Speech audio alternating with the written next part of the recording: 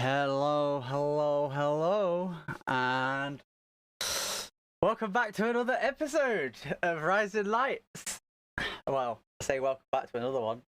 It is another one, 7 months later.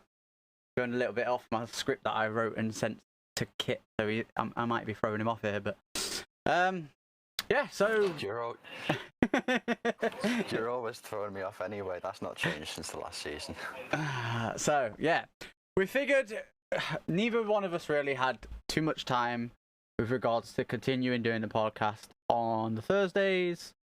So especially with Kit working on the weekdays, it's not really fair for him to stay up till 12 if he needs to get to bed early for work the next morning, and then after traveling. How long is it you travel? Like an hour or two to work every day and back? Including the walk between the bus and stuff, it's about an hour and 10 minutes. So you imagine that to work and then that back from work. Is that correct? Yeah. Yeah, it's not. Yeah. It's So not it's what, like call it 2.5 hours in travel altogether. All right. You're not really gonna want to fucking sit down and talk shit with me, are you? Let's think about. Well, I might. You could just sit there and talk shit on the Thursday evening anyway. You know. Yeah. But making sure we've got everything in place with all of the topics and everything. It's a bit difficult. A little hard to sort out when there's less time through the rest of the week to get it sorted. Yeah, and then obviously me with the kids, and then stream, like basically any of my free time is kids and family. You know what I mean? So I'm basically fucked. Yeah. And I'm also like looking for work at this point as well, because I really need money to upgrade my shit. So, and obviously I'm not getting that. So. I'm actually going to stick to a little bit of an intro that you're going to see going forward. So I'm going to say that again. I started it and then I went off it, which is why I said I'd probably throw a quick Kit off. So obviously the hello, that part is all part of it. And when I said welcome back to another episode, that is also part of it. And then it's supposed to be welcome back to another episode of Rising Light, the podcast that talks content creation and brings on some rising stars in the space. I'm your host, Intrepidus One, aka Trep, and joining me as always is my co-host Kit, who you've obviously heard, or Enraged Kitsune. That is me. And this week, obviously being the first episode back, we don't have a guest. We are just going to be talking, the two of us. We have a few topics to discuss, a little bit of an update like we just gave, kind of with regards to what's happening with us as people and why the podcast has taken so long to sort of get going again. We always did plan to take a bit of a break anyway, like at least like a month or two, to sort of finish off like one season and then start up another one. So here we are, 7-month break, and starting season 2 now. So here you go. And yeah, so I basically just hit Kit up and I was like, I want to bring it back. I probably can almost guarantee you enjoyed doing it as well. So do you want to bring it back? And he was like, yeah. What did you think when I said that, Kit? I was kind of glad, to be honest, because I had missed it. It was always fun having more of a conversation, because I, in general, tend to not really talk much. So having sort of some time aside, not just to talk to you, but to talk to the people who come by and chat, and whenever we've got a guest on, it's just to sit and have something to talk about that's just away from everything. Was a godsend. Hey, speaking of which, we've got Odis already in the chat, and Yokai, who is Kit's brother. He said can confirm. So, for anybody who isn't aware, the last time we released an episode, technically, that wasn't live, by the way, because obviously it was a couple of days, and maybe even a week beforehand, that it went out live on my Twitch channel, was the 24th of September 2021. So that's why I'm keep saying 7 months. But yeah, And a lot can change in 7 months. A lot can change in a week in the streaming space. true. So we won't really be able to cover everything that's changed since our last episode in this one. But what we will be able to do is look at the last 2 weeks, which we will continue doing. So just like when we left it off, we are planning to do these episodes this season bi-weekly. Exactly. Right, so I'm gonna switch the scene. Anybody who has missed it, this was the announcement this morning, well, this afternoon, that we were back. There you go. And then the song we came into was, that's an advert, was Outlined by Part of the Plan. As usual, Part of the Plan guys are fucking amazing. Like, I'm sorry. I did the 2 commands as we was finishing the song and was getting ready for me to do the intro, because I wanted them there ready for anybody who wanted them. Exclamation point POTP and exclamation point Cody. As you can see, if you've been in the chat since we actually went live. If not, there you go. You can put them in chat and get the relevant information and links. But there's also a clip there from when we had Wraithbound on the podcast in season 1. I think it was like episode 4 we had him on. And he basically gave his and Part of the Plan's outlook and stance on people using their music. And long story short, they said they love hearing seeing what people come up with using their music. So they'd rather everybody just use it and go right ahead. Because one of the things that's great about is like, oh, they might go to watch something like Cody or Wraithbound in the middle here is a big Destiny player. He might go and watch a Destiny montage, and if one of the big PvP guys has used a Part of the Plan song, he's like, yo, that's cool. Do you know what I mean? So there you go. The other reason I keep saying 7 months is because that's what it says on my my YouTube channel. The last episode we did was actually on the 16th of September. So yeah, the last time it was released was the 24th, but it was recorded on the 16th. And we had Fiend on and talking Twitch etiquette, because if I remember correctly, it just had somebody in his chat like basically saying, you big streamer, you give me shout out. Like, he's not a big streamer at all, but because they saw he had 1K followers, they're like, you a big streamer. No. But yeah, that all out of the way, introductions and reasonings for like 7 months away and stuff. We'll get into the topics, I guess. Okay. Yeah. Unless you want to cover what you was wanting to cover beforehand. No? Okay. No, I will save mine for just before we do some of the Destiny stuff at the end. Okay. So if we go into Apex first. Yep, we're going to Apex first. So I have been watching the ALGS this weekend. One of the top NA teams, G2, has just been knocked out earlier today. So people are laughing and calling them online warriors and stuff like that because they were talking a load of shit on Twitter. And to me, that just goes to show, don't talk shit, let your gameplay do the talking. But hey ho. And yeah, they were complaining about, as this headline says, they were complaining about 2070 graphics cards, because a lot of them have 3060s to 3090s. And so people like Imperial Hal, who's referred to as the CEO, because he's, anytime he gets involved and says, yo, EA, Respawn, this shit ain't gonna fly, usually it gets changed. So he kind of got the nickname of, CEO. And obviously he's very professional in the way of his gameplay and stuff.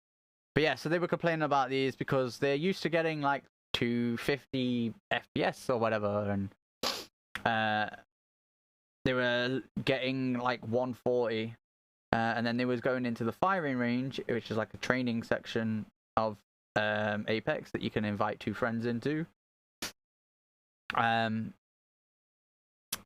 And like using the Gibraltar ult, which is a load of missile, like it's an orbital bombardment basically. And this person who tested it ended up with like 50 or 60 frames. So they were complaining and going, "Oh, this playing this tournament is going to be like a slideshow and all this, that, and the other." So. Okay. Now, when I first saw this article, I thought they were being a little over dramatic and stuff. I did too. Given a bit of context, right? Especially with you saying about the way they tested it with the ult and stuff. Yeah. If they're used to playing on their home machines on screens that, like, let's say they're on 144 monitors, pushing way more frames than that, and utilising every frame that they can get. Yeah. Suddenly going to, let's say they still have a 144 monitor, but only getting 50, 60 frames. I think the thing was they were actually using like really high-end monitors that could like do 200 or something, like whatever the amazing. I can't even remember. There was a tweet about, but it's not on this article. Yeah, but that's the thing. Is all of them have trained and practiced and are used to fighting with all of the other players at that frame rate. They're used to having all of that information at their disposal. They've trained with that. So when they suddenly don't, let's say they drop down to like from 120 to 60 frames, if they've suddenly only got half the information, yes, admittedly, all of them would only have half the information. But if that frame or two, or those couple of sections where they do drop frames because of someone around the corners using an ult or whatever, that would then depend on whether they're facing it or not, right? Yeah. So if you've got someone who's engaging with someone like a little bit up the way, and one of your teammates fires an ult and you lose your frames. Yeah, I mean, I responded to somebody on Twitter. In a lower position in that engagement than you would have otherwise been. Yeah, I responded to somebody on Twitter and they was on about how, these players keep complaining about 2070 cards. And I was like, well, I mean, shit, if they want to go and buy EA a bunch of 30 series cards, I'll take one of them 2070s off their hands. Do you know what I mean? Yeah. Well, I've got a 1050 Ti, motherfuckers. Go on. Yeah. You're going to complain that much, go and buy it yourself and send 2070 to somebody who needs it. Yeah, so that was the other thing as well, and I saw it was like, well, they complain about 2070s. That's not, by any stretch of the imagination, a bad card. It's actually pretty good, but if you think about it, GPUs have been particularly difficult to obtain recently anyway. It's starting to get a lot better in the past few months. Yeah. But how long ago did they acquire these machines? How far in advance were they planning this? Apparently these are the exact machines that they used for Poland 2 years ago, nearly 3 years ago. Right. Like the 2070s were brand new when they got them. So they just boxed it up and then sort of brought them back out of storage again. Apparently, okay. That's the rumor. I don't know how true that is. But... If and I say let's give them the benefit of the doubt and say they did try and get new hardware for it, and they didn't just bring the PCs back out of storage or whatever. What they would need to do is make sure that every machine has the same hardware. I was about to say, you've got to think as well. There is 40 people. 40 teams even, so that's 120 people. 3070s, then you can't use those cards. Yeah, there's 40 teams. Each team has 3 people on it. That's 120 people at this LAN.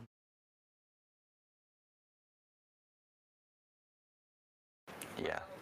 And at one point they had them all in this one room. Yeah.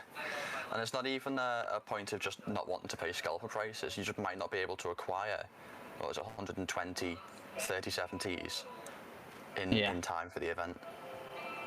And then you've also got to think of the effect that it might have on the broadcast, in a sense of you're doing things that the broadcast can't keep up with.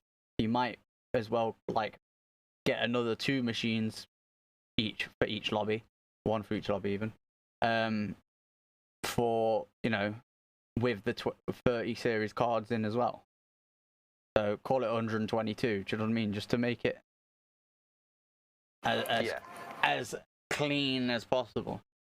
But at the same time, no, I get where they're coming from in a sense of, for it to be the most competitive and be able to perform at the best that they can, they should have the best equipment available.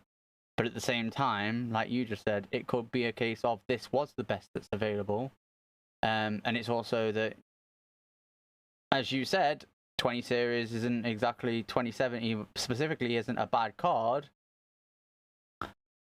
And there's some people that are sat out here like me with a 1050 Ti and a 770 under my desk that I replaced the 1050 with, and it's like replace the 770 for the 1050, that is. That are sat here like, bro, I wish I could afford to fucking buy a PC that wouldn't bottleneck with the 2070, let alone the 2070 itself. You know what I mean? Like, so stop fucking throwing your toys out your pram, essentially. You know what I mean? Like, I get both sides in a sense of, yeah, it should be the best that they can provide, so that it can perform the best and it can be the best competition and so on and so forth. But at the same time, it's like, well, make do with what you fucking got and stop having a mardy about it, throwing your toys out your pram, crying and all this, whatever you want to call it. Do you know what I mean? So, hey, it's the same with a couple months back when they were first organising going to this LAN. It's in Stockholm, right? And obviously there's 10 teams from America that also had the chance to go. They're there. And Cody and his team, I think, finished like 16th, I think. And he was like, I mean, I wanted to go to LAN because it'd be cool, and, you know, it's a lot of money if I was to place well and maybe even win it. But at the same time, he's like, only a certain amount, at that point, when he said this, only a certain amount of teams were getting their shit paid for. And most of them were the top, like, 5 teams of that region, were teams with major orgs like TSM, NRG, G2, like these huge orgs. They're getting their shit paid for by EA. It's like, well, the orgs can afford that. You know what I mean? And then there was a big thing about, there was a team called Scry.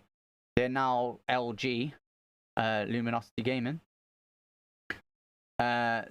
They got, before they got signed, they had to put up a tweet saying, look, we qualify, but we can't afford to go. We're crowdfunding. Here's a crowdfunding link. And there was players from NRG, there was players from TSM, Nice Wig from 100 Thieves. Obviously, he's a content creator for them and plays in the Challenger series for ALGS. Fucking Rogue and his wife, who, Rogue is a content creator for NRG, all put in money for, like, this crowdfunding, and NRG themselves turn around and says, send us the bill for your hotel, like, on tweet. And then, just in typical fucking CEO fashion, Hal went out and said, look, this can't happen. EA, this is fucking bullshit. You're a multi-million-dollar company, and you're making players who have qualified for your fucking tournament pay for their own way. And then they came out, made an apology, and said everybody's flights and shit would be covered. But to go back to my thing when I was mentioning Cody, he said he was kind of glad that he didn't make it because he couldn't afford the $2,000 that it would have cost him in flights and hotels to go to Stockholm. And it's like, how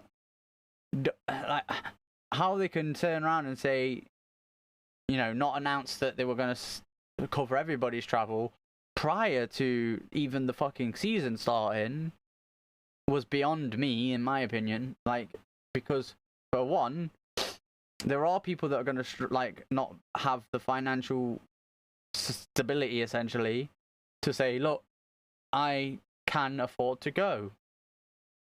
Do you know what I mean? And any money that they've earned through the actual pro league itself, because they did earn money, you know, based on whatever placements and shit they were getting. And another like side tournaments that weren't ALGS tournaments, but they were run by companies who are like sponsored by EA, like Esports Arena and BFC, and anyway, the money that they earn from them, they probably spent on the bills and upgrading the systems or whatever. Do you know what I mean? Like, it's not going to be, oh, well, I might be going to Stockholm, let me save up $2,000. And then not go because they, like Coty did, finish like 16th. Like, one thing I will say, though, Coty's old team in Charlotte Phoenix, I think they finished 3 or 4 places below his new team. So, and Coty was like their top fragger on the new team, so I was pretty happy in the sense of he kind of showed why they shouldn't have dropped him, but I digress. That just because we were talking about Apex, I had to fucking throw that out there. That it was bullshit about them not paying for flights and shit up until, you know, like a month before the LAN. I mean, people who were mentioning this, who commented on this article, are saying similar things. Twitch, this is just sort of a passing thing. Some people don't seem to know it exists. Twitch Turbo's a thing. Yeah. And in general, it's addressing something that I was going to bring up to you just before as well from one of the previous links. Yeah. Ads are everywhere. Yeah. And that's fine. You know, I get it. I'm a developer. I work on web services. Yeah. I also don't have any ads because they're for other companies, but I know that hosting ain't free. You know, it needs funding somehow. And the bigger your service gets, especially if you're doing more than just serving simple pages, the more it's going to cost. So ads are a thing. Now, I had to double check into it. He's not quite right, but he kind of is as well. So when, let's say you were to run an ad break right now, and you had how many people in the chat would see that ad? Obviously, anyone who subscribed to you has the benefit of not seeing that ad. Yeah. And here's the other thing. I get the choice on whether that's a thing. Yeah. Because I accidentally, when I first became an affiliate, I accidentally had that on, because Fiend like subbed to me and I ran an ad, and then he was like, "Wait, why am I getting ads?" I was like, I don't know. You shouldn't be. I would wager that most people would just have that as the benefit anyway. Just have that enabled. If you subbed, you don't see the ad. But what I was saying is, if a person wants to not see an ad, they can subscribe to you, in which case you get 50% as an affiliate. Yeah. Or they can buy Twitch Turbo. Now, Twitch Turbo works different in that they still don't see the ad, but in terms of tracking who the ad would have been served to for calculating ad revenue and stuff, it still counts. So if you would have served the ad to 5 people, but they've all got Turbo, it will still count as you serving the ad for 5 people. They just won't see it. But also, those 5 people didn't give you half of the subscription. Yeah. So, in a way, he's right. You do end up not getting as much money out of it at the end because you've got less people who are subbed because they're using Twitch Turbo instead to not view the ad. If subscribing was the only reason they would, if not viewing the ad was the only reason they would subscribe, not counting any of the other benefits. Yeah. And the sense of just, you know, I enjoy your content, here's something for it. But yeah, let's say the prices have changed. If we go by the old prices of a $5 for a sub, because it's easier to half that, there's $2.50 per sub each month, instead of what, like half a penny for the ad. The other thing, which is what I do, which is why I was bringing it up, is that I have an ad blocker installed. Yeah. And I have Twitch and YouTube set as exceptions. So if I'm watching someone on Twitch, I will still see the ad. If I'm reading one of these posts, like the one you're scrolling through now, Yeah. I won't see the ads. Unless I decide to add a publication that I particularly want to support, like I go there a lot. Because otherwise, there are some pages where you just look at it and you go, okay, it's 20% content and 80% ad. Why am I looking at this? Yeah, that kind of annoys me sometimes as well. That's why I don't blame people for using an ad blocker, and I will just, like, in my own streams, I turn around and say, if you want to make my channel an exception, I would very much appreciate it. It's up to you. You know what I mean? Like, at the end of the day. Yeah. For me on my channel, you will only ever see an ad once an hour, and it's for 2 minutes, which is obviously like what, 4 30-second ads. Yeah. So it's a very short amount of time. And usually it's when I'm going to the toilet anyway. Yeah, so it's not like you're actually missing anything content-wise. Yeah, you will literally see my BRB screen, and that is it. I'm going to bring in the other thing now because it kind of links in to what I was about to say. Right. In that I have been hatching a plot for my eventual return to streaming. Yeah, and one of the things that I was going to piece together is a set of videos to have, like, at the start, sort of playing during the sort of warm up, the build up, sort of like I've gone live, I'm gonna like make sure everything's working fine, greet people and stuff, and then get into the game. And then I would have some, or sort of the same, with just a few of them, I'd sort of rearrange them and stuff, that I would have on the scene, and they would play while I have an ad break. So there isn't any content anyway, because I'd be having like a break, I'd go and get a drink or whatever. But if you don't see an ad, you would instead see some information. So I had some ideas for this. So it was going to be like how to get all of the emotes in the channel or whatever. Or whilst you're talking, I just want to do something to say, like, anything about what we do, like what games we play, or stuff about the stream, or a little sort of kind of an ad, but sort of information, just sort of like, oh hey, I also do this over there, or like we've got the podcast. Whenever I'd have some information on that. If I had any not sponsor spots, but sort of like affiliate links or whatever, just sort of go, okay, here's why I like this. I suggest you try it out, sort of things. Stuff, sort of small things like that are like still my content, but when I'm not there. So they're like ads, but not third-party stuff. It's my content. It's just extra information. And I have a date. I'm slowly getting closer to it. I plan, and I say plan sort of heavily because there is, if there's something going on that might ruin it, but I'm 90% sure that my first stream back will be on June the 11th, and it should be at least 8 hours long. Maybe 12, if I feel like doing 12.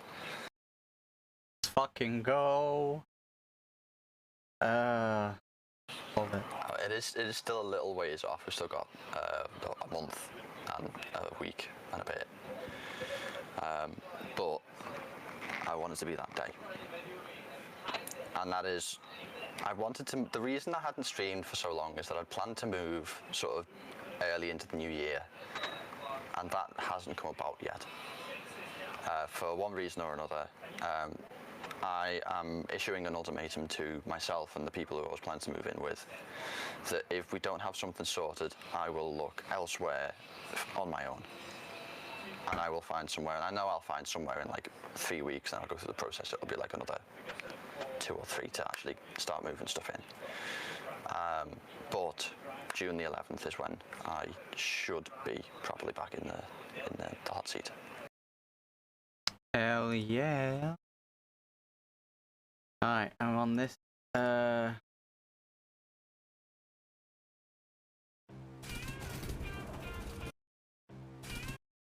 And on that note, what I was doing whilst you were talking, and the reason I put the podcast intro screen back up instead of having the podcast content stream back up, is I also have a little bit of an ace up my sleeve that I should have actually done and dusted and announced and all this, that, and the other on the 26th.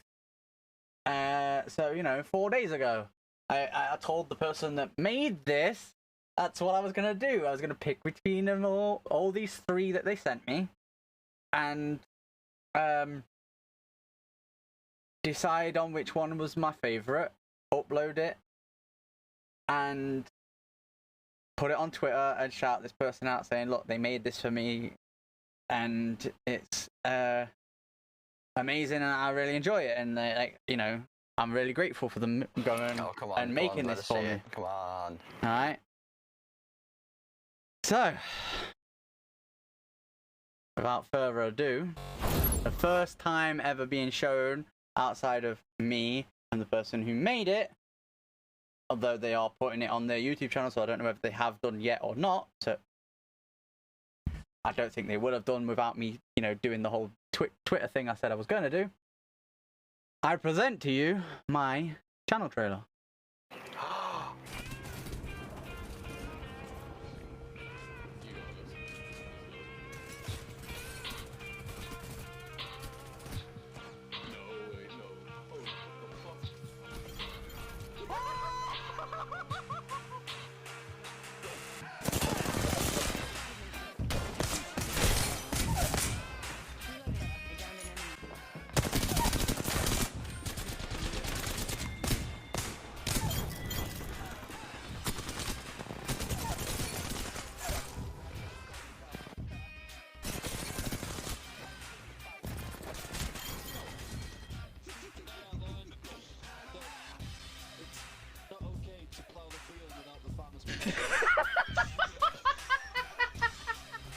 You guys got this.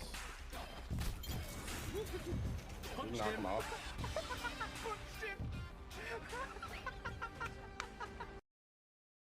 There we have it. And that was made by my good friend and fellow Just Wipe It clan member, Mr. Senor Kirby. Hey. That's cool, that. There you go. You want to go follow Kirby on Twitch if you're in the chat now. If you're not already following him. There you go. But yeah, he basically messaged me. He made Wiggy Styles one, and I was talking to him in the chat like, "Yo, that's sick." And he goes, "Oh yeah, it was Kirby that made it." And Kirby was in chat. I was like, you're kidding me." And Kirby went, "No, I'll make you one if you want, Trep." I was like, "Yes, please."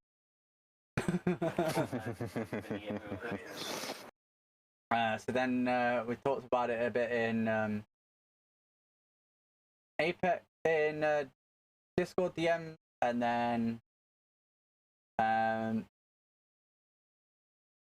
he was like, "Quick question: do you want me to use any you want me to make it in a certain way? Do you have an idea for me to make it? Music in mind or no music at all? Whatever." I was like, "Bro, you have creative freedom, but the type of music I want to use in a sense of DMCA free is," and then I linked in part of the plan. I was like, "So if you can get one of these to work, that'd be great," sort of thing. I says, alternatively, just use one that you think would sound cool with however you have basically creative freedom. And then he hit me up and was like, yeah, use this transfer thing if you've got any clips that you want to send me, and off you go.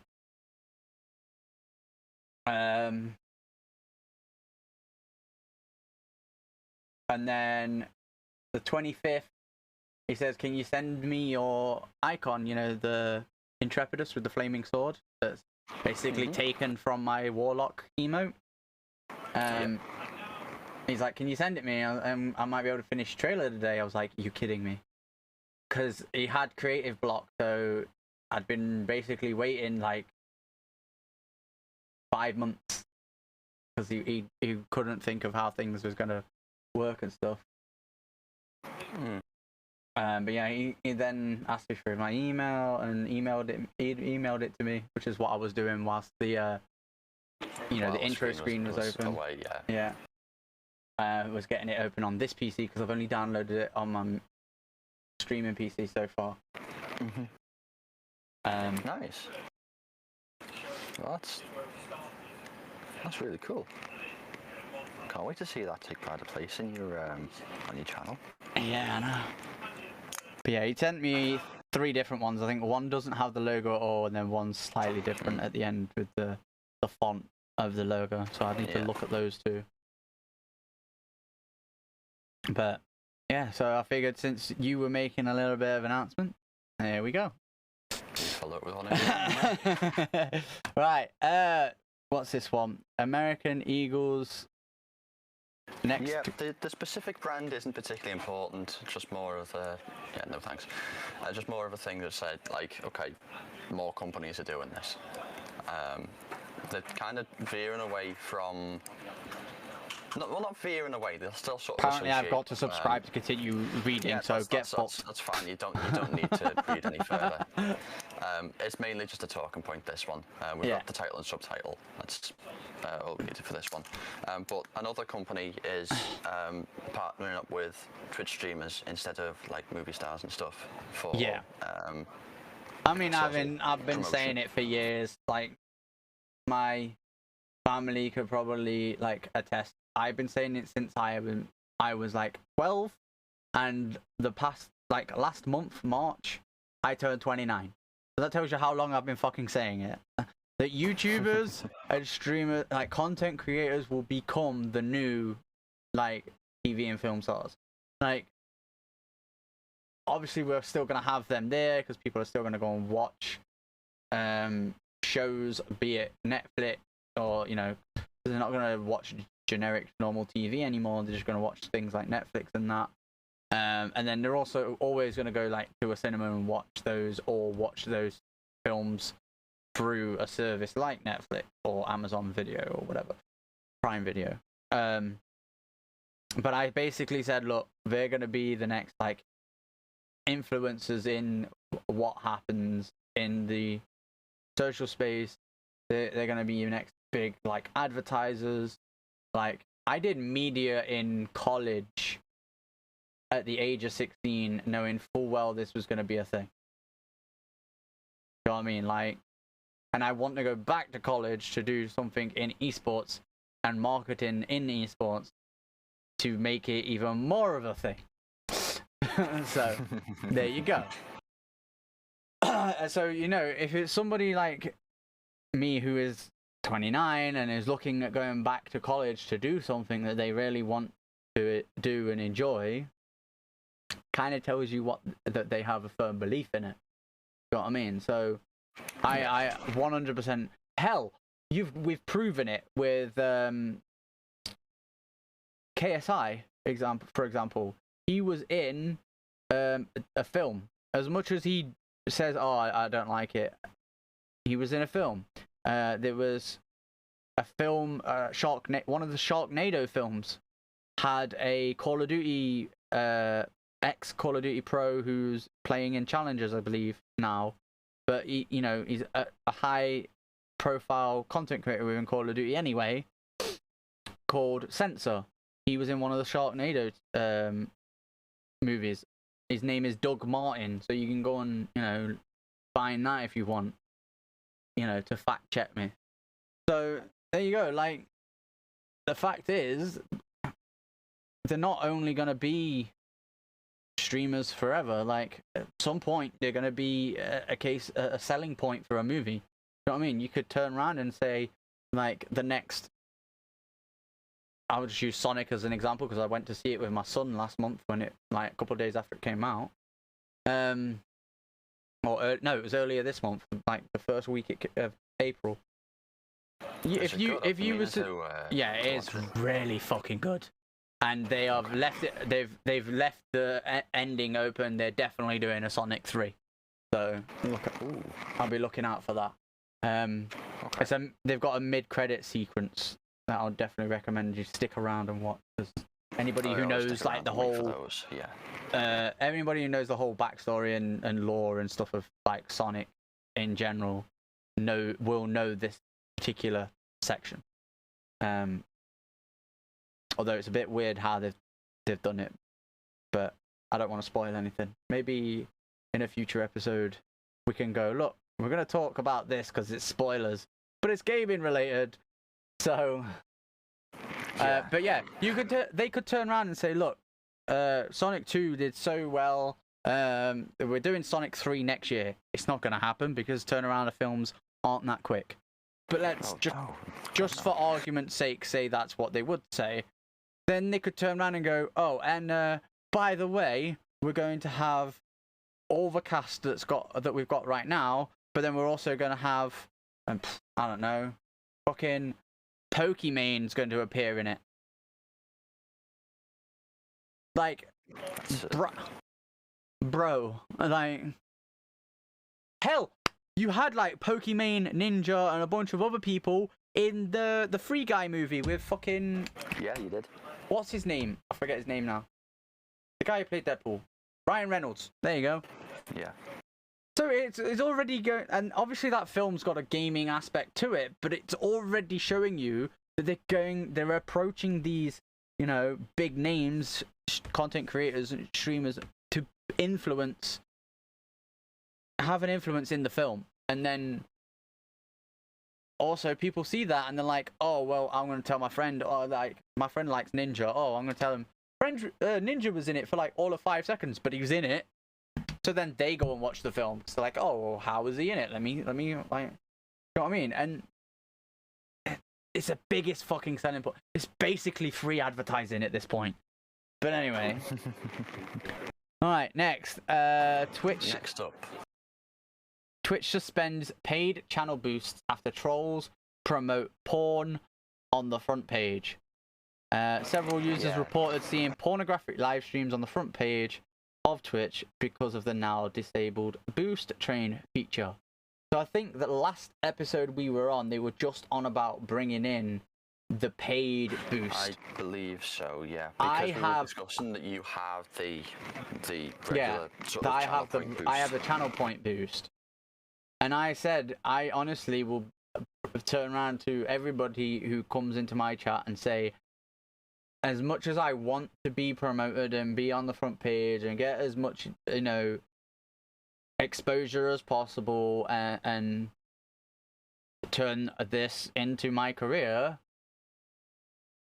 I want to put in that work. I don't want my friends that do work, that have money to promote me, to do that. Do you know what I mean?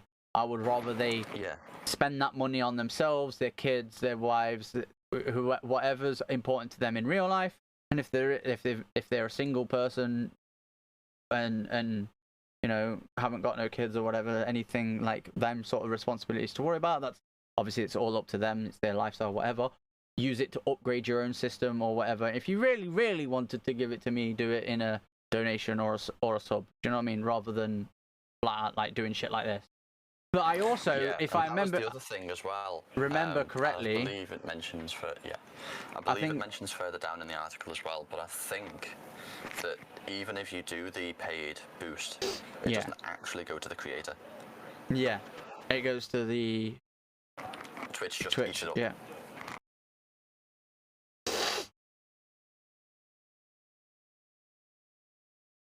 Yeah, it was still in the testing phase. It has been suspended due to safety-related issues. Safety. People promoted things that weren't advertiser-friendly. That's what it was. That's what it really was. And so the thing I would say is like, they have this minimum age of 13, right? Anybody mentions that they are under 13 in your chat, you delete it, for one, because you can't be seen to be, you know, promoting that. But two, if you are somebody who is 13 that is had or older, that has had your account since before you were 13, do not mention your age whatsoever, because Twitch can still clamp down on you in a sense of, if my brother-in-law, who is 16 later this year, has had a Twitch account, Has had his account for 4 years. For 4 years. Yeah. For 4 years, or 3 years now, you know, and then turns around and goes, "Oh yeah, I turned 16." Then Twitch would turn around and go, "Oh well, guess what? You weren't 13 when you made your account, and therefore we're going to remove your account, delete it, and therefore you've lost everything." So anybody that is underage, for one, I don't know why you would want to, you know, be under 13 and saying, "Look, I'm 12" on Twitch, but you know, it's essentially just don't mention your age. Essentially, I personally I am of the firm belief I will be teaching my son and my brother-in-law, if he ever decides he wants to set up a Twitch. I know he's got a YouTube channel already, but I will personally be teaching them because it's basically my job, because my mother-in-law and everybody else in my household doesn't have the same experience that I do. I will personally be teaching them not to tell anybody their age until they're over 16. And even then only, even then, I might not even turn around and say it's not a great idea until you're 18. And then, yeah, like you said, Kit, not to everyone, then, not to anyone and everyone, just, you know, let's say someone you've known for like 2 or 3 years. Yeah, exactly. Online. You know. Hell, I've been on this. My channel, I think, was made like 6 years ago. I only really streamed for the past like 2 years, like 3 on and off, but mainly like essentially seriously taking it for the past 2 years. And then I got my affiliate in the end of 2020. Obviously, I've had my 1 year anniversary at the end of 2021, and I have my 2 year at the end of this year. But like, I didn't say how old I was until I was affiliate, you know, already. Like, I'd been on the platform for a year, like taking it serious, essentially. I wasn't exactly a year. It was like 8 months. But like,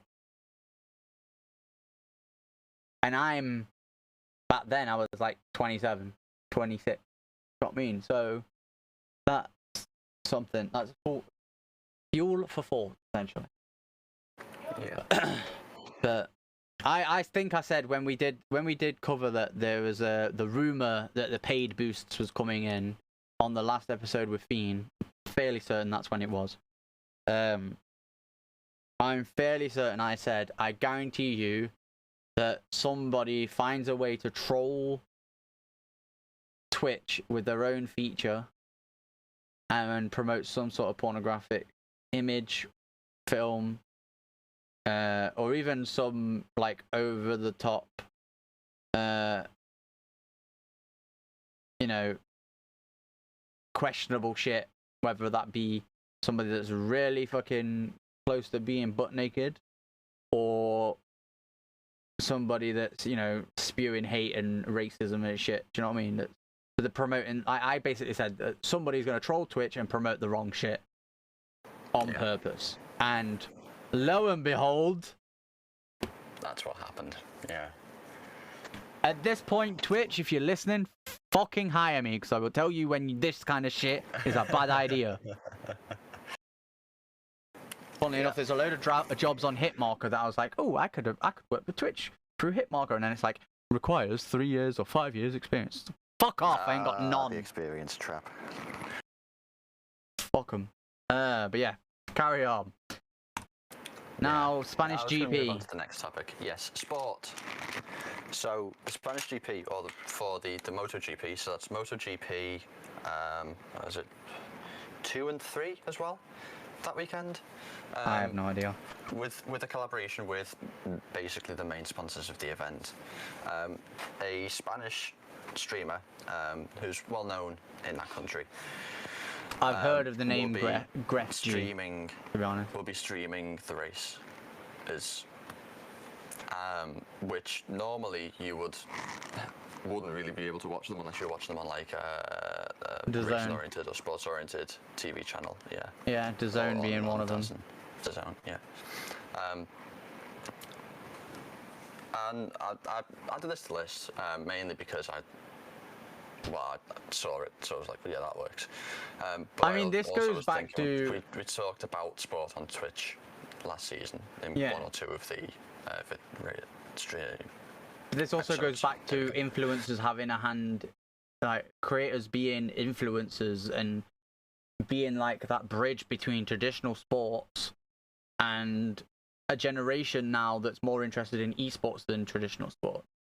Like, and a generation that's more interested in watching stuff like YouTube and Twitch than going to a football ground or, you know, a racetrack and watching it live, or going to the TV and watching it on TV. So I can almost guarantee you, and I'm not saying this just because I'm not 100% certain about whether I've heard of this guy before. The name rings a bell. But I can almost guarantee you that overall, he is likely to have, and I say likely just because I don't know the viewership through these other channels that they can watch, but I can almost guarantee is likely to have equal, if not more, viewership than all of those channels. May even have more viewership than all of those channels put together. But this kind of thing is how you turn around and go, oh, look, you know, here's this sport that we can get involved in.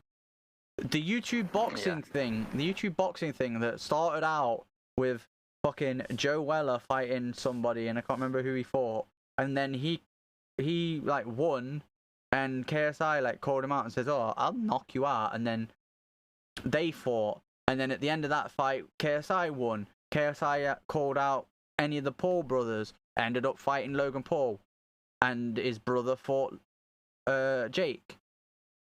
Logan and KSI drew, so they ended up having a second fight, and KSI won. And now he's like in the world of like the YouTube boxing thing, he's like the champion essentially. Everybody's trying to be able to fight him, and Logan Paul has gone on to be in WrestleMania. He's in talks with. He fought. I think he fought Floyd Mayweather. Like, he's in talks to go into the UFC to fight somebody. His brother's in the talks to go into UFC and fight somebody. His brother's in talks to fight Tommy Fury, who is Tyson Fury's younger brother. Like, he's fought another boxer or a UFC fighter, but in a boxing ring. He fought him instead of UFC. Like the things, didn't you? MMA, yeah. UFC and MMA, yeah. So, like, this whole thing has brought more eyes to boxing that wouldn't have actually been interested. Like, personally, I've watched boxing. Like, I watched Anthony Joshua fight Anthony Ruiz, right? And I really enjoyed it. I thought, yeah, you know, this is great. Whoever's the toughest comes out on top. Boom. Do you know what I mean? But at the same time, I didn't have this avid interest into, I want to follow this. But the YouTube boxing side, I'm like, oh yeah, KSI's beat all the, like what I just mentioned. KSI's beat this person, that person, and so on and so forth. And then, oh, Jake Paul's beat this person, that person, this person. Now Jake's calling KSI out instead of the reverse. KSI's like, oh, I need a warm-up fight, and then once I've fought him this warm-up fight, then we can talk about like us two fighting. Do you know what I mean? Like, this whole fucking thing has like blown up, and it's brought more eyes to the sport of boxing because they decided to get involved and sort of create their own niche and then an event, and then the big people in the sport, like I forget his name, Eddie something. He was on True Geordie's podcast. He runs like Matchbook, I think it is. boxing. Anyway, he got involved for the second Logan Paul KSI fight and made it like a actual pro fight. They had 12-ounce gloves like pro fighters do. They had no head guards like pro fighters do, and they were given like their quote unquote boxing licenses to fight for this fight. So, that being said, as they both hold their licenses, if KSI goes and randomly knocks out Tom, Dick, and Harry down the street, he's classified as a lethal weapon. He's therefore loses his license and can go to prison for a longer sentence than if he'd just done it without his license. Because he himself, his hands are classified as lethal weapons because he's got the license to say he's a trained fighter. So it gets the benefits, but also comes with all the same restrictions. Yeah. But the point goes back to, he's a content creator that has brought more eyes from his young audience that might not have been involved in boxing or enjoyed boxing to boxing. His old coach, Vidal, is now one of the biggest boxing channels on YouTube because he is he was an amateur boxer that was trying to go pro and then now has gone pro. And he has, stepped down as trainer of KSI because he's gone pro. He can't do both at the same time. There's not time there to do it. But they're like, because of all the training he's done, like for the 3 fights that KSI has had, he is now friends with KSI, arguably one of the biggest content creators in the UK. If not the world. Do you know what I mean? Most people know who KSI is. And even if they don't, they will have at least heard of him in passing. Yeah, exactly. One way or the other. So things like this, to me, are inevitable and need to happen a lot more often, in my opinion. But let's move on to the next one, which is they're removing friends lists. So the friends list is going to disappear, and to their credit, some people, I don't know, does anyone use the friends list? I do, but not really all that often. I've often used it, particularly with you in particular. Actually, I've used it to find channels that I possibly wouldn't have otherwise found, or found them earlier than I would have otherwise found them, because of just seeing that you were watching them. Yeah, I can't remember who I was talking to, but we were talking about this. It might have been you actually when we was talking about what we were going to cover today. Was it last weekend or the weekend before? Can't remember. Last weekend, and no, I don't think I mentioned this. Anyway, I said I would like for the friends feature, rather than to just completely go away.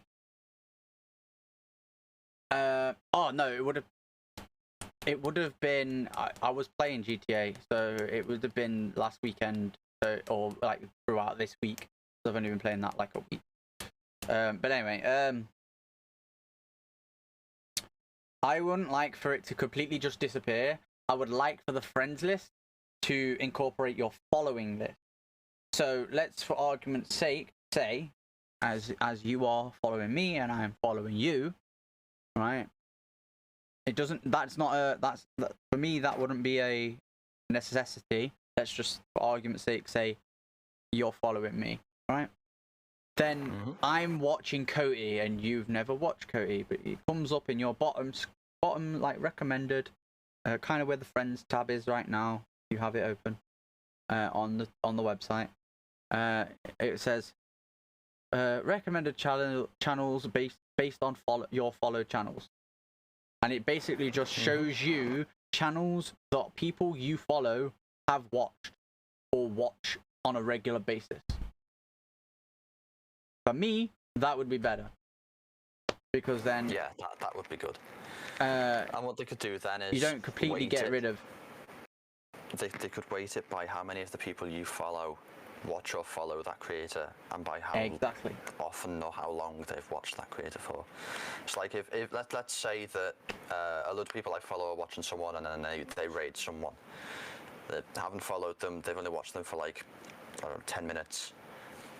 Should that be weighted particularly highly because there's a lot of people who I follow who are watching them at the moment?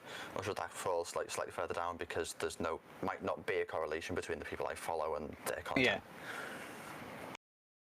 Because for me, the recommended feature on Twitch right now is fucking busted as shit. Right? There are some names in there I've seen on Twitter or around, like, on other channels, and it recommends me, and I'm like, oh, you know what? I might actually go and watch that person. That's a good recommendation. But then there's other times where, like, recently, as like what last month, sometime, I can't remember. I have to look at the conversation with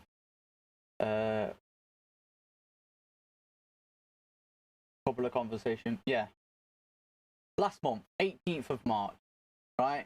There was an issue that arose between me and Condi. I'm not going to go into it because I've already let my fucking feelings known to certain people, and they know my whole stance on the thing. And basically, he banned me from his chat. He still comes up in my recommended. Twitch, what the fuck is that?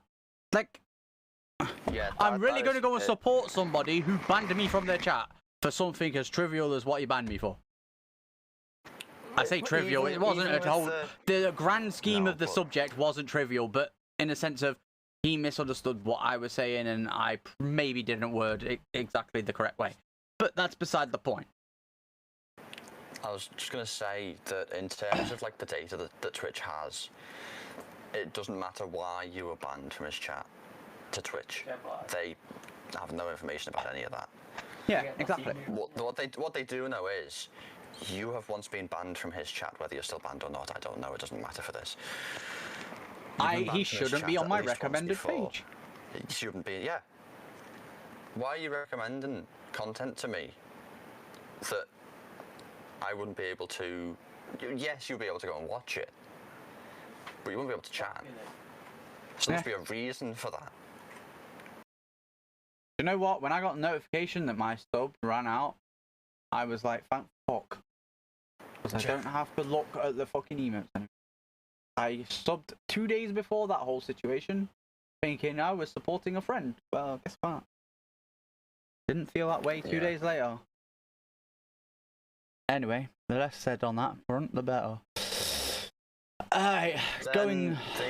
The next thing is kind of just mentioned here. You've kind of got your cursor all over it already. Is the proposals for? Well, you scrolled down now. Sorry, I'm a bit behind on the view. But the 70-30 split for partners looks like it's been planned to reduce that to 50-50. Which I watched a video from Harris Heller not too long ago. Okay. Right. Everybody knows he's pretty smart on the Twitch front, the algorithm and all that. Like, he left Twitch last year, I think. I can't remember exactly when, but and went to YouTube to stream. Right. He already had a YouTube presence, not only with his own personal channel, but also with the Alpha Gaming channel. And you know, Senpai Records that made Dream Beats and all that, like, is a smart guy, essentially. Don't 100% agree with everything he says, and I don't think anybody ever should 100% agree with everything that somebody says. You should always, formulate your own opinion and shit.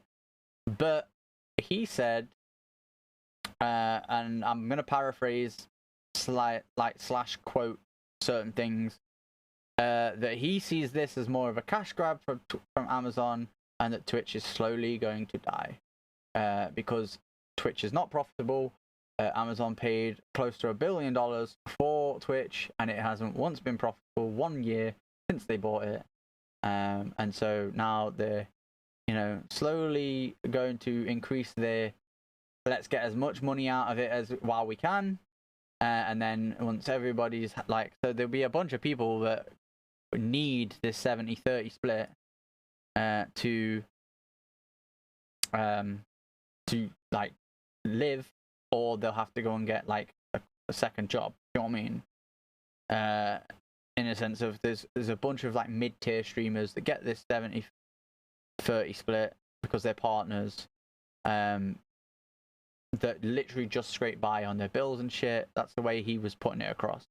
He was like, they will now have to take hours out of their streams to go and get an actual job and work on the side. So they'll be making less content, probably by association less money, and therefore this will affect them a whole lot more than what you might think. As an affiliate, we already get 50-50. So this really doesn't affect us at all, other than the fact that there has been this recent outcry and campaign and whatever you want to call it on Twitter from affiliates and lower, partners that get the 50-50 split, saying we want 70-30. We make the content. We provide the entertainment. You literally just provide the platform. And if you are going to say you need to pay us for this platform, then we'll just go somewhere else that wants to, respect us for being the creators and et cetera, et cetera. And that's one thing that the new head of YouTube, gaming side and live streams, tweeted out, saying, I think he took over from Wiz when he left to go to a Web3 company. Was he tweeted out saying, just a reminder that YouTube's partner split is and will for the foreseeable be 70-30. The creators get 70%. So they're already jumping on and going, yeah, you want to fuck Twitch off? We'll certainly have you. Come on over. As part of this announcement, the rumors in a sense of this, because Twitch themselves have typically done what typically Twitch does, and rather than go, all right, shit, we're under fire from our community in a sense of viewers and streamers, and we should probably get on top of this. They've stayed quiet. But the rumor is that this also, the same tweet that was put out saying that the 70-30 is going away and it's going to be 50-50. There's also not going to be the contractual exclusivity anymore. So at the moment, as an affiliate, I have to stream only on Twitch or stream on YouTube, right? If I wanted to do that. Yeah. And any content that is put on Twitch, yeah, I have to wait 24 hours before I can put it on YouTube. As somebody as small as I am, I don't tend to actually do that. I tend to do it the very next fucking day anyway. As soon as I wake up, I give zero fucks to Twitch. It doesn't, give me enough, in a sense of my affiliate, to for me to go, oh yeah, I'm gonna respect that you want to keep my content on your platform for 24 hours before I put it anywhere else. Do you know what I mean? Fuck you at this point. Yeah. And even then, there could be some sort of loophole type arguments because of the way it's phrased. Is that it's specifically if there is content produced for Twitch to go on Twitch, that is the content that has to stay on for 24 hours. Yeah. Before going anywhere else. Now, we were just talking about it before. With the exclusivity thing, if that is dropped, there will be a lot more people pushing services like Restream. Yeah. Because, fair enough, you could not easily or resource-wise particularly cheaply, but you would be able to stream or sort of relay your stream yourself to different places like YouTube and Facebook and Twitch. But there are a host of restreaming services. Like I used to use one like 6 or 7 years ago when I was sort of like just doing Twitch here and there. And I was streaming to Mixer and Twitch. That's how long ago it was. It was Mixer, Twitch, and YouTube. And I would have one stream leaving my PC, and then it would be forwarded on to those three. Now a lot of those this is the thing. will probably see a lot more people using them. YouTube already doesn't have the exclusivity, right? So you think about it this way. Unless you're like a big name that they've bought to get on the platform. Well, yeah. But the point, my point was going to be is you think about it this way, right? They reduce this. This is something that Harris Heller said as well, and I agreed with it. You see Twitch put down your... So let's say I'm not, obviously, because I'm an affiliate, but let's say I'm one of those mid-tier partners we were on about. I was getting the 70-30. There's a pop-up that comes up that says new terms and conditions. I don't actually read it, I click it, and then I notice I'm getting 50-50. Right? For one, new terms and conditions, always fucking read them. Don't be an idiot. Because if you don't click accept, there could be a chance that you have to be actually contacted by Twitch for them to force you onto 50-50. I don't know how that works. But anyway, just for argument's sake, let's say you are kind of dumb and you hit the accept and it automatically changes your partner contract to 50-50. Right? You notice you're getting 50-50. Listen, you're getting 50-50 now. And then they go, so you look through your contract and you're like, where does it say 50-50? And then you find it and it says 50-50. And then underneath it says, but we're also not making you stay loyal / exclusive to Twitch. Instantly, most of those people will be like, well, I think I'm going to do the restreaming thing or stream on both at the same time. We've got, however you do it, you want to stream on Twitch and YouTube at the same time. And I'm going to build up my YouTube presence, and then once it's built up to basically where I am on Twitch, I'm going to fuck Twitch off. Because I'm not making fuck all from them anyway. And that's where Harris's argument for Twitch is going to die came from. Because all those people will do that, then there'll be certain affiliates that are like, well, I've, argument's sake, I've got 326 followers. I am grateful for every one of them. I've had like 4 of them leave in the past 2 weeks. But that's beside the point. I'm like, oh, well, I've only got 326 followers. I've got 71 subs on my YouTube channel. Why don't I just try and make up the 270 or 250, whatever it is, difference, right? On my YouTube channel. Why am I wasting my time with Twitch? You know what I mean? Like, there'll be a lot of affiliates that do that. There'll be a lot of partners that do that. And because they're not signed to exclusivity anymore, they will just slowly build up their YouTube presence once they've built it to where they're happy with it, or at least to a point where they get partnered with YouTube and start earning money from YouTube, because there is no affiliate on YouTube. Then they might just turn around and go, well, guess what? Fuck Twitch. Because at the moment, for the most part, after this information has come out, and Twitch isn't defending themselves on it, for one, it tells you this is true, it's going to happen. For two, YouTube is only missing gifted memberships, which is their version of subs, because obviously subs is their version of follows, to be basically on par with Twitch. For one, YouTube, you can stream at 4K if you really want to. Not possible on Twitch.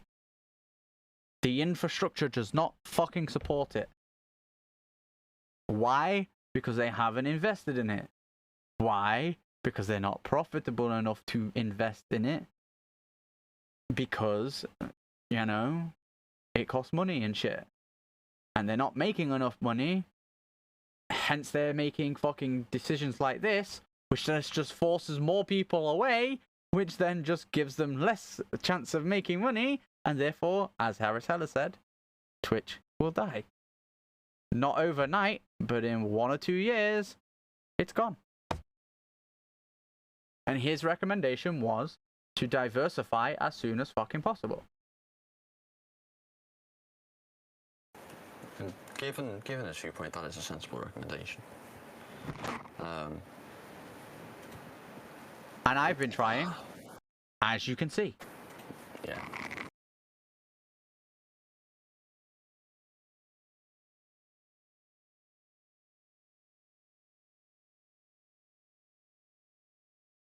Most of this is, you know, Twitch content that has gone over to YouTube.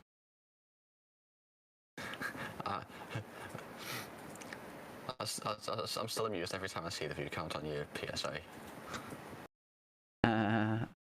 That one. Yeah.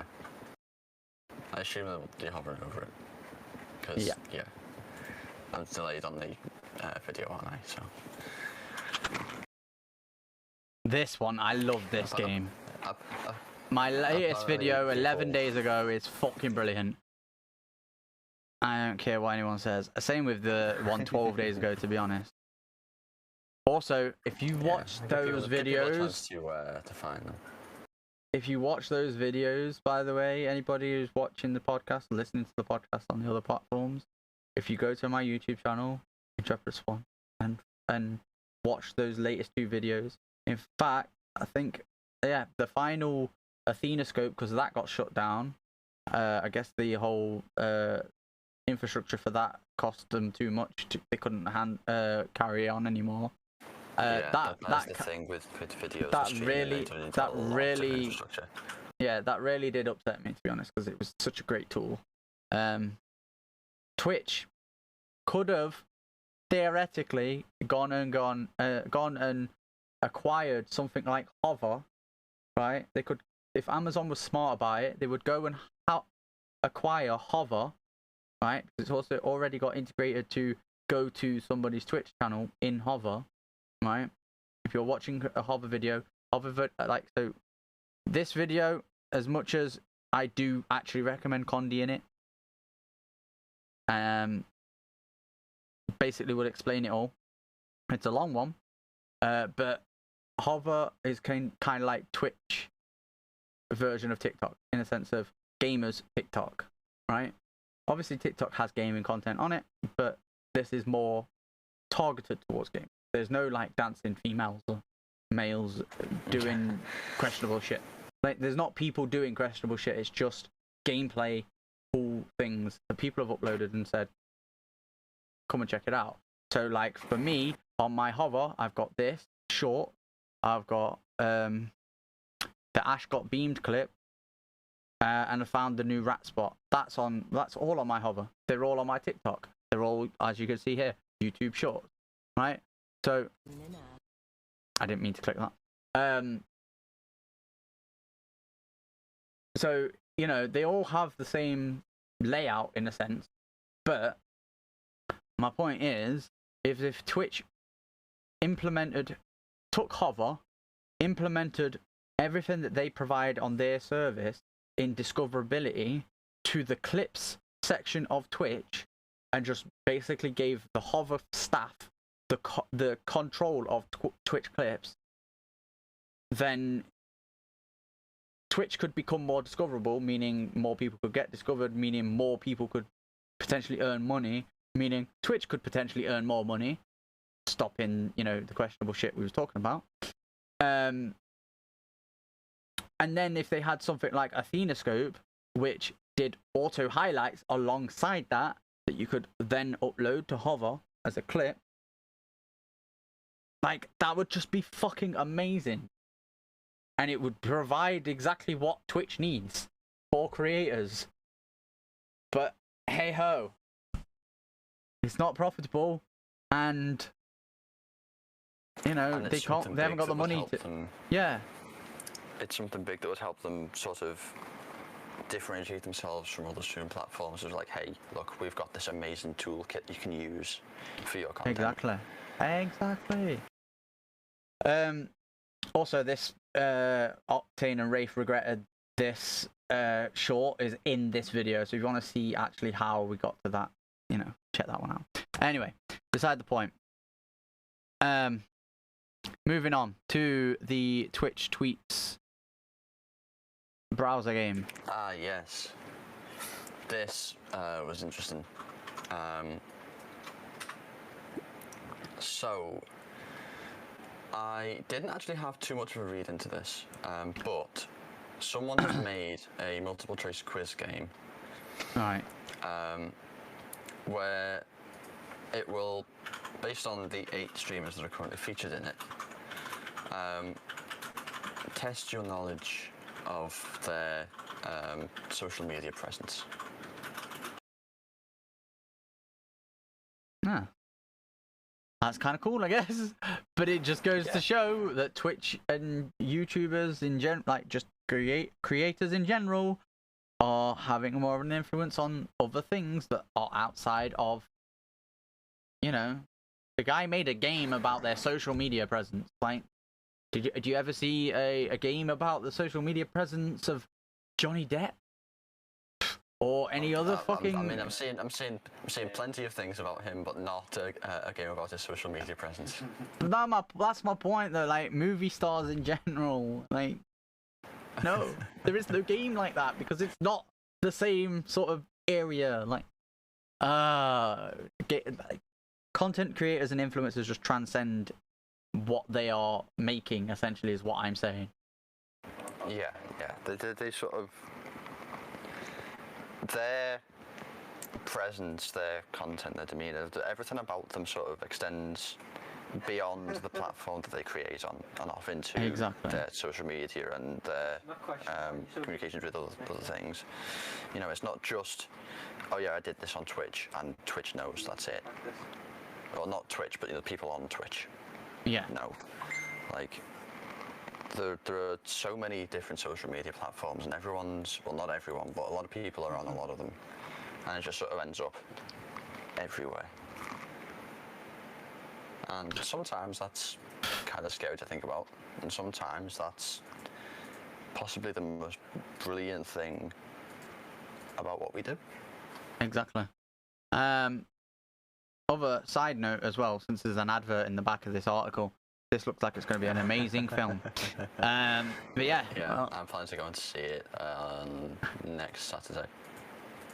As so we the proceed, week we don't have a episode. Fun fact: I get paid on the day it comes out. Right. We are, as part of the podcast coming back, we are going to cover less targeted towards one specific game. So we're not going to really cover as much Destiny as we used to, or Apex, unless there is a key, or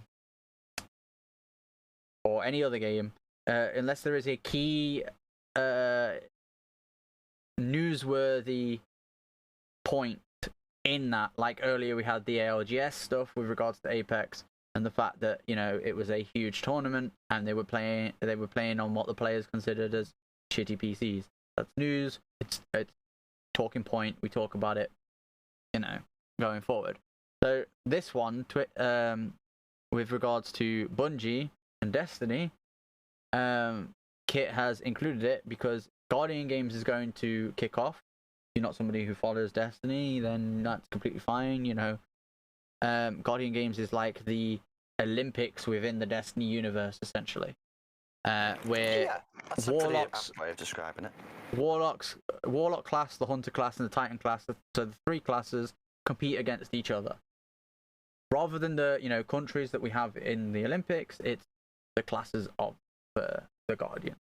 Hence the Guardian game. But Kit tells me that there are a few changes. I haven't read this. I purposely didn't read this because I basically, after 3 weeks of this new season and no new story, I turned my brain off of Destiny and couldn't be asked to play it. Yeah. So I had a quick read through this before to try and find the talking points and stuff. And I saw. It's that time of year again. It's a year. It's an event they seem to do every year. They bring back the Guardian Games, and I was really hoping that it wasn't just going to be exactly the same as last year, which was basically the year before with a couple of extra tiny tweaks. If you are a Guardian and you didn't get the Heir Apparent the first time round, and you didn't manage to snag it from the little glitch in the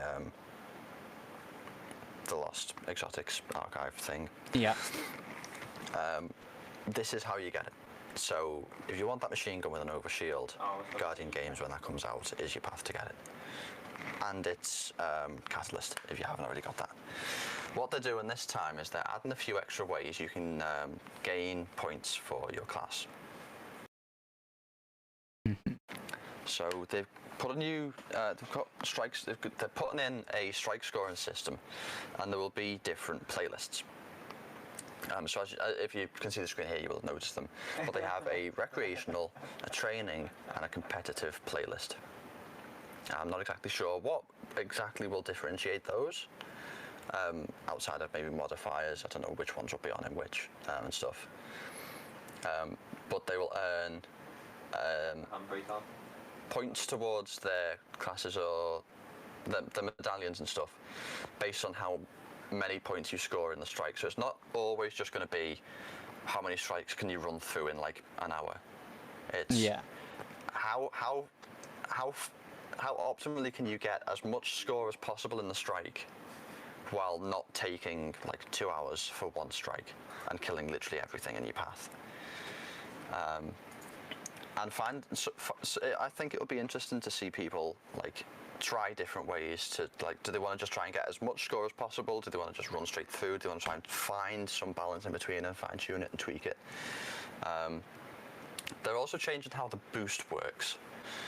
So to start off with, last year they had a boost to classes depending on where they placed in the previous days. That's still going to be there. I think they've lessened the boost that they get from that a little bit. But there's also a boost from depending on where they placed in total from the previous year's event that will be in place from the start of this year's event. Makes sense. It does. I'm kind of glad they did that. I do like the armors. The armors look a lot cleaner. The armors do look pretty good.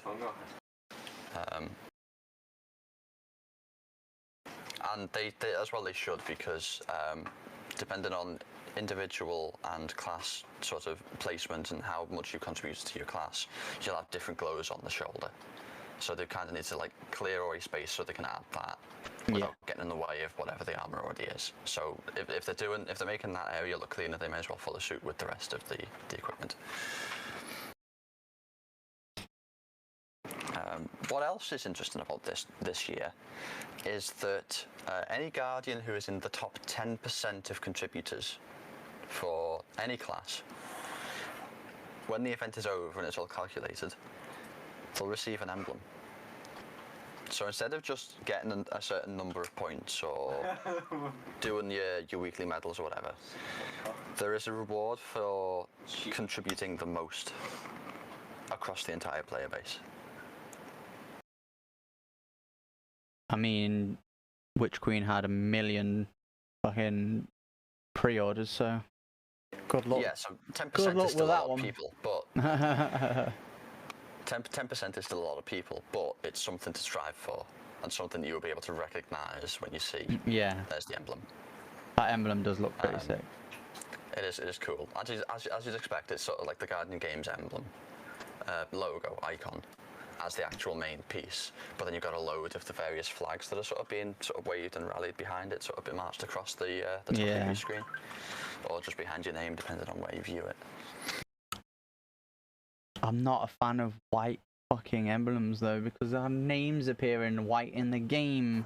Yeah. You can't fucking read names, like. Well, what's particularly special about my name at the moment, because I did change it. I saw. I changed it to see if it would even allow it, and it did, so I changed it. Is that there isn't really a name there, it's empty. I mean, it's empty in a very specific way, because it's a reference, but it's empty. So I wouldn't actually care too much about them not being able to see my name against a white background. Here's a graph, actually, further down, you just scroll to. So that was the play time, sort of plotted by day or by like half day. Oh yeah, each day, yeah. Over the course of last year's event, based on the class that was played. Titans sort of squarely between 25 and 30%, and then the Hunters and Warlocks between like 32 and 40% each. And what is interesting to see is just like the way, anytime you've got a big change in one of them, it's because there was a pickup in one or the other of the other two. Which makes sense, because it's not just players completely disappearing, and because this isn't just like number of players, this is percentage of the player base. So if players that just stopped playing after a week or whatever won't be reflected in this. But as a percentage of those who were playing, the kind of fluctuations you'd have through the days, it was like this wasn't people who would only play on their mains. So they were either trying to think tactically and try and tank their main for the first few days to get a bonus, and then play on their main afterwards, or the kind of like the differences between each of these lines on the graph sort of shows the number of people who don't have a fixed main and will just rotate through the classes. It says this graph breaks down the time spent for all three classes ramping up towards this year's Guardian game since the launch of Witch Queen, giving us a little insight into where everybody is at these days and what sort of class engagement we're expecting to see. So essentially, Titans are the least represented class at the moment within the player base. Is basically what the graph says. Yes, the other thing that I forgot to mention is just coming up as well, the Guardian Games Cup. Oh god. Well, as their usual community-focused thing, there is an event going on in the real world. I say in the real world, it's across people's various streams. But 42 teams across 14 territories around the world, representing their class. And I scrolled through and I was like, ooh, because and there's the top team will win a custom digital piece by Gamma Trap. Yeah. And he's some beautiful work. Yeah, Gamma Trap does amazing work. But it's another incentive with their Bungie Foundation charity, and this time they're working with Direct Relief for Ukraine? For other prizes and stuff. I don't. They probably will be working with some stuff in Ukraine, but Direct Relief is usually just sort of. They're actually very good at getting resources and food and stuff exactly where they need to be, and they do work across the globe. Very, very good group. They announced the new ritual weapon for next season as well. Yes, they did. Which is the LMG.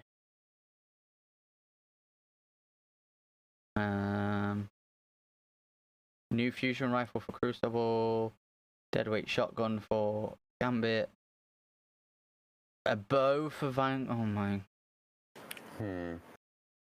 Horror's Least. A good bow. Horror's Least is coming back, and the DFA. Yep. In standard and adept. Tempted. I kind of want. Messenger and Shurers are leaving the pool of trials. Yeah. I still need a good Shura. They'll probably be back at some point. I think, did they say one of the weeks would be the last week that Shires would be in the rotation for Adapt? No. They might have done. I can't remember which week it was, but one of the weeks. Might be this week, might have been last week or the other week. Well, I don't know. But one of them recently or this week is the last one where Charos is the adept weapon. So if it's not the adept weapon this weekend, it will have been last. Or I'm remembering from further back, in much to my surprise.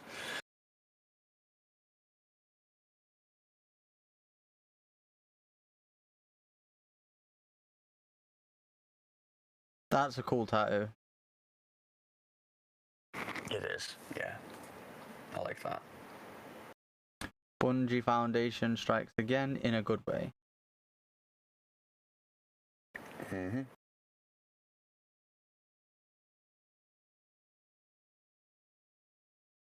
Oh, that's.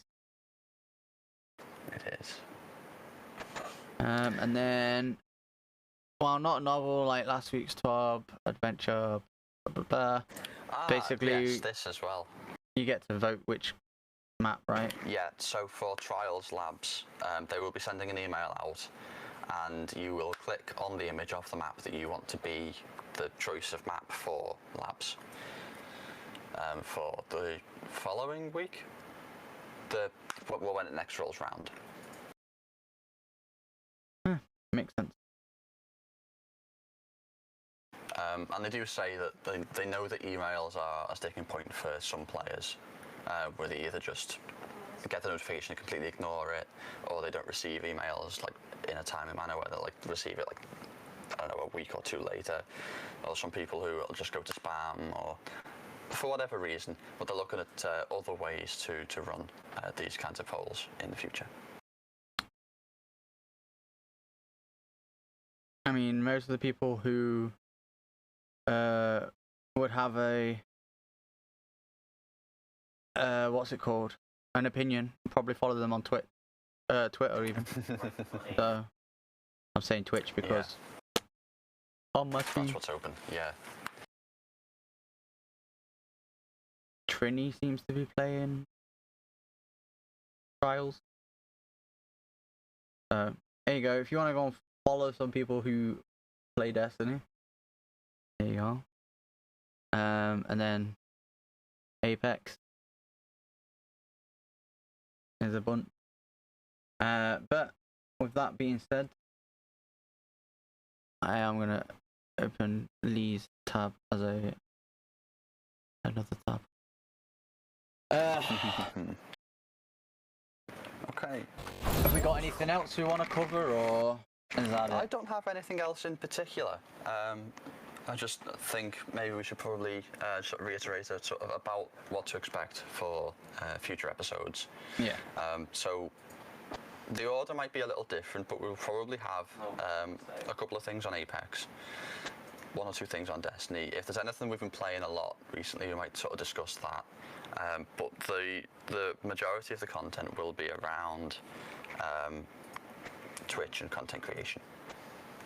Yeah, in general, because the main reason that I wanted to start this podcast, I said this before when we had the couple of episodes in season 1 where it was just me and you, and even I think I might have said it on the one that you surprised me with me being the spotlight thing.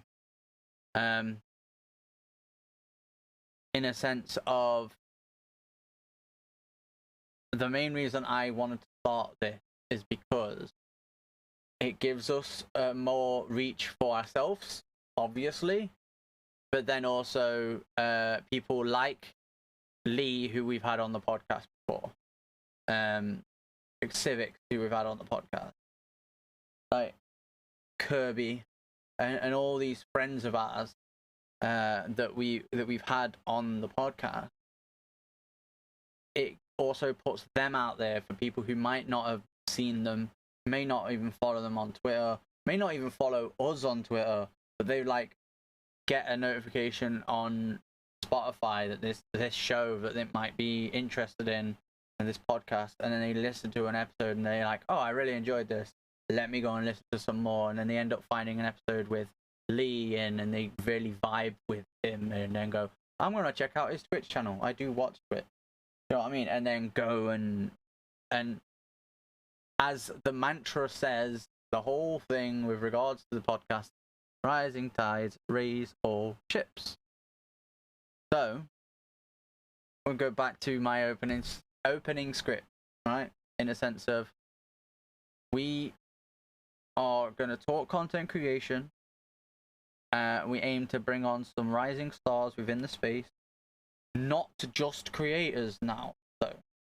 so far every guest that we've had on has been a streamer. They may have done other things on the side, like Civics has the graphic going. Rafe has the music. And you know, everybody's obviously trying to create content for various platforms.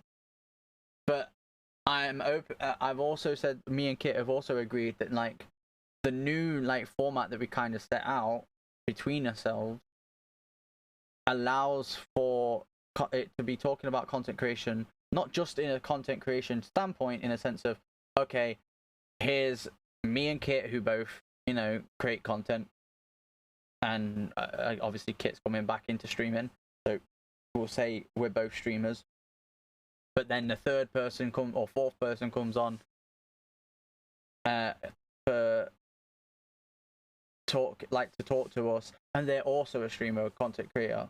Like, this new format kind of like opens it up to us to reach out to people like our friend Sneak, who, whilst yes streams, doesn't stream nearly as regularly as most of our like friends that we've met through streaming.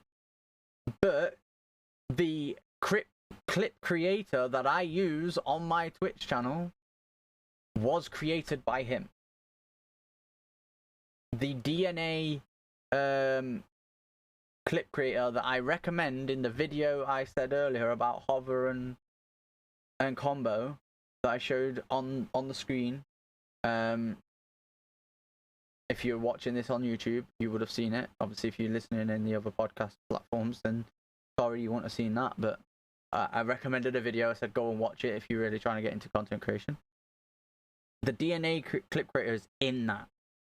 He has also said to me there's other things that he's coming out with that he wants me to do similar kind of videos like that on, to give him feedback and stuff on it. And the fact that he watched that video and saw what combo does, he was already building something similar, and he now has ideas for what he can add to it because he's seen what I've said combo does really well.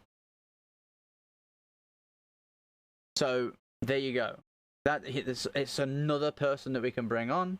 It's not just a streamer. You know what I mean? He does stream, but I'm basically saying we can bring other people on from outside of the content creation like aspect, and just have them people who are connected to it in a sense, in some way, shape, or form. Yeah, be that another content creator, or someone who has tools with integrations, or just someone who consumes a lot of the content that we create. Yeah. You know, someone who is on the platform a lot, doesn't stream themselves, but watches a lot of different people and has seen their perspectives. Yeah, exactly. And as we're finishing up right now, the person who was responsible for my trailer that I showed off earlier on today, Monsieur Kirby, Senor Kirby, has just popped up in the chat. Hello, Kirby. How are you? But yeah, and obviously I will be, as we said when we were doing season 1, to all of the guests, like we said at the end of the podcast, would you like to be on, and who would you recommend us reach out to get on? And most people said, oh yeah, I'd like to be on again. Obviously at some point where in the future, like, I'll be reaching out to a bunch of those and saying, look, you said you wanted to come back on, we are back up and running and doing it again, do you want to come on? And then it's up to them then to make that decision if they want to come back on or not. But so there might be a few people that you have heard in season 1 that you'll hear again in season 2. We're not ruling anybody out, essentially, but our ultimate goal is to bring a spotlight, if you will, to the people we see as the rising stars, the people who maybe get a bit of a a showing on the platform, on any sort of content creation platform, but they don't get enough of a showing in our eyes. They deserve more. They deserve some promotion, and that's basically like my whole mantra with regards to the rising tides raise all ships, and the whole reason we started the podcast. Anything to add to that, Kit? You asked before, and I said there wasn't really anything in particular, and then added some anyway, but this time I really don't have anything else. Oh, there you go then. So, with that being said, we appreciate you for watching, listening, whatever it may be. And see you on the next one, which will be in 2 weeks' time. Indeed. Thank you very much, and goodbye. Peace.